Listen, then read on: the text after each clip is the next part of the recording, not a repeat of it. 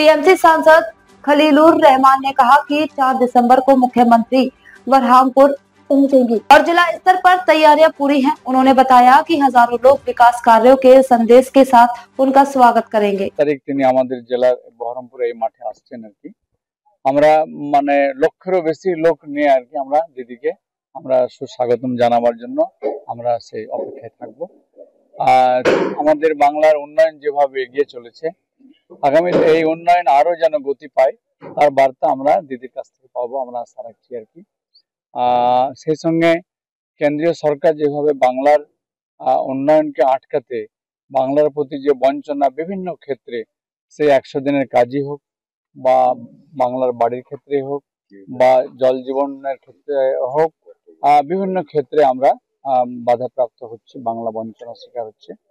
সেই সবগুলো আমাদের জেলার মানুষ আজ সেদিনকে আরো